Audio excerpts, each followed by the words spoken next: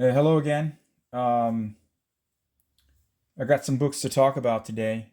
Um, what happened was what I was doing was going through my back issue bins to look for comic books that I wanted to go ahead and maybe try and move in my Discord group as raw copies.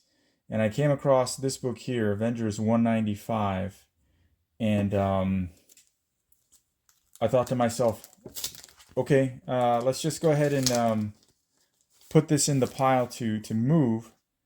And I like to do as thorough of a job as I can on these books, especially when it comes to my Discord group. I I don't what I don't want to do is kind of, I guess, ruin my reputation with them by not providing them an accurate estimated grade. So all of the comic books that I try and sell, even on my eBay page, I feel like I go above and beyond, and just describing every single flaw I can find. And this is actually a very nice copy, which I may not move now. But anyway, I grabbed this book and I thought, okay, great. The first appearance of Scott Lang, and I flipped through, and as I'm flipping through, I'm like, wait a minute, Scott Lang's supposed to be in about the middle, but this doesn't look familiar. And then I thought, oh, I realized this is actually the first appearance of the Taskmaster, right? So this is issue 195, and a lot of people don't know that he appears on a full panel in the back. But most collectors go after issue 196, which shows them on the cover, full Taskmaster on the cover. I don't have that issue anymore. I had it graded. It came back at a 9.0. It's in one of my previous videos, one of my previous unboxing videos. But I took the opportunity to move it because I was trying to gather funds for another book, which I'm still stockpiling. Anyway, that made me think about so what's the whole so what? It made me think about what constitutes a first appearance, right? So this is a hot topic amongst collectors. Most the most famous example, if you will, of a one page or one cameo. I'm sorry, a one panel cameo is Hulk 180, the first appearance of Wolverine. Now I don't own that issue, and I don't own Hulk 181, which is widely considered the first full appearance of Wolverine. And obviously, Hulk 181 has a far superior cover to Hulk 180.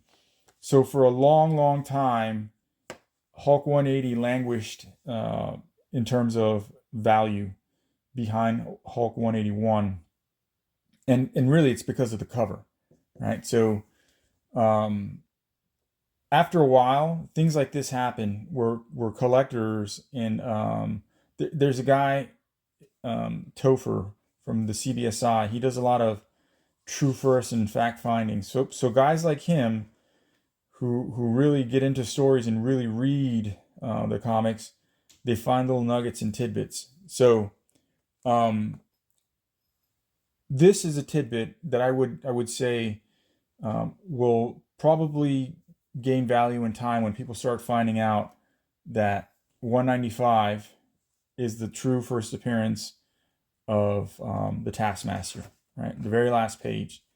So that got me to thinking, okay, so if that's not considered the first appearance of Taskmaster, then why is this comic, Hulk, Avengers 181, considered the first full appearance of Scott Lang, right? The Ant-Man. So as you go through this book, Scott Lang is only in 3 panels.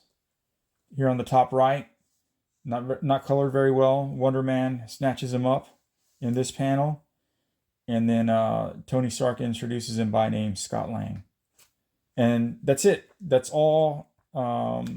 That's the only thing he appears in for this entire book, and obviously he shows up later in a issue of Marvel Premiere. I think it's 49. I'll post a thumbnail in the video, but That's considered his appearance, first appearance of Ant-Man, as Ant-Man 2. But so what makes the difference, right? Between this two with three small panels, it's considered the first full Scott Lang, and then issue 195 again with a full panel on the back, and people don't consider this the first full Taskmaster, right? And I mean, he's even named Taskmaster. So that made me think about what other comic books are in debate, right? So Batman 655, the first appearance of Damian Wayne. There is a variant to this comic book, right? He's not on the cover. Taskmaster's not on this cover. Scott Lang's not on this cover. Damian Wayne is not on this cover, but he appears at the very end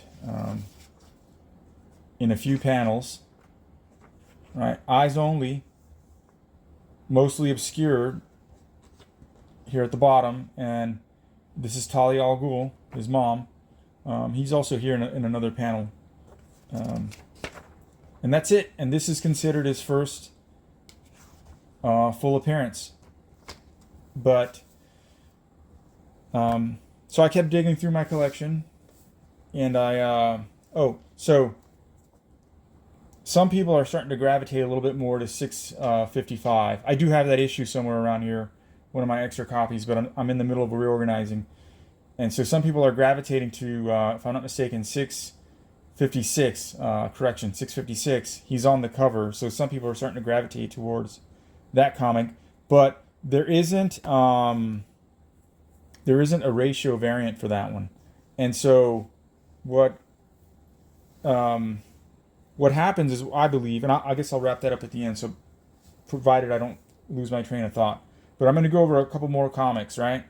So this is Captain Marvel 16. I can't remember which edition, which volume, right? But you're going through the story, and then you have Phi Lavelle.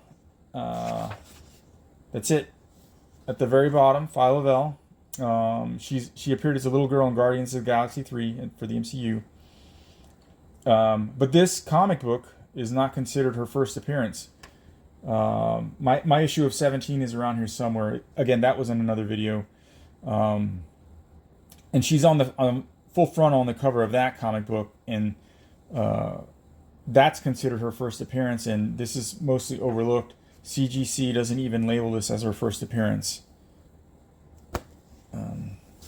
So here's another book, Hulk #1 from 2008, Red Hulk, Thunderbolt Ross. Some people are calling issue #2 his first full appearance.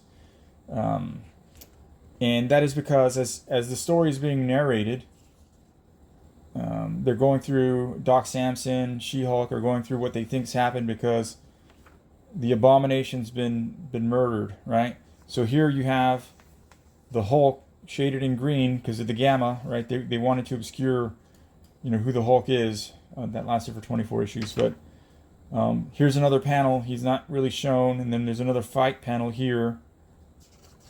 A fist is going through. They're talking about what they think happened. Here's a couple panels with the Hulk. You can see that it's not the same. It's not the same Hulk, or the Bruce Banner Hulk, right? There's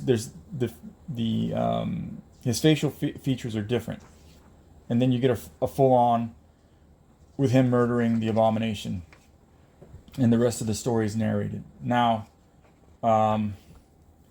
this book is considered his first full appearance, but he's only got a few panels, and people say it's in dispute because he's not read, quote unquote, in the book.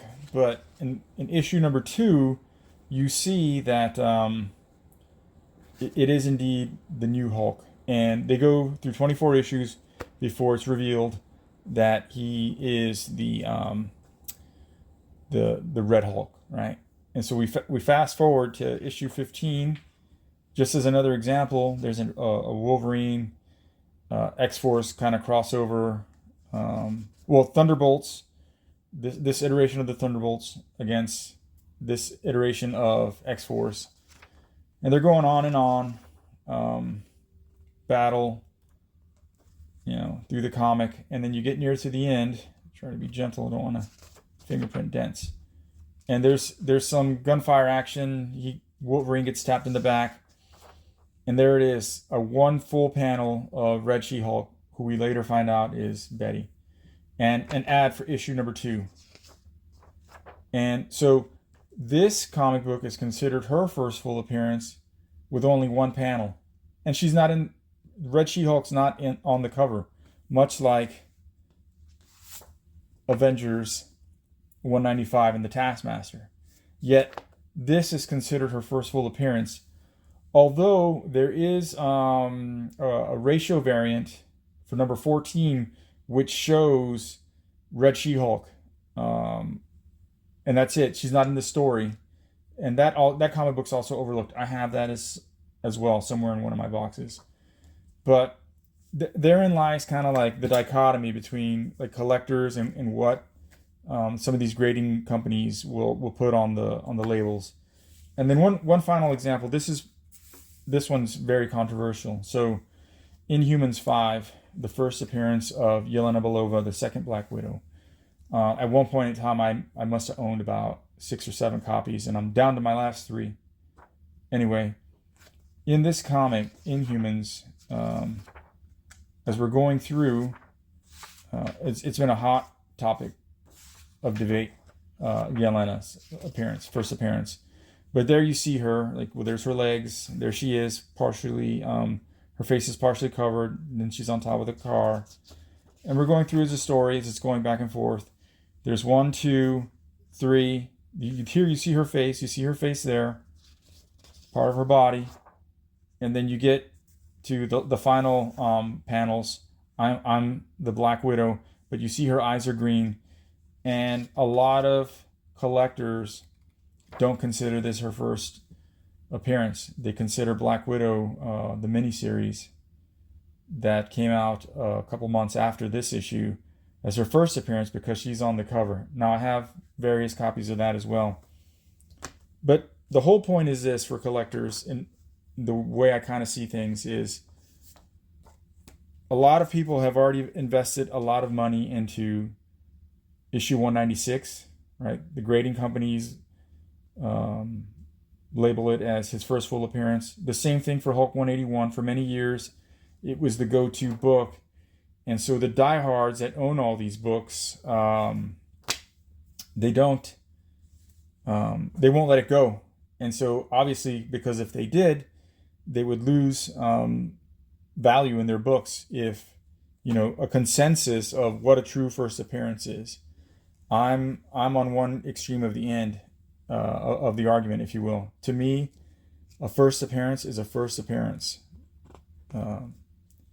If it's one small panel in the book, it's in the story, it's a first appearance. I believe that these grading companies, if they're going to label it first cameo appearance, it should be first appearance in a one panel cameo. Label it as such.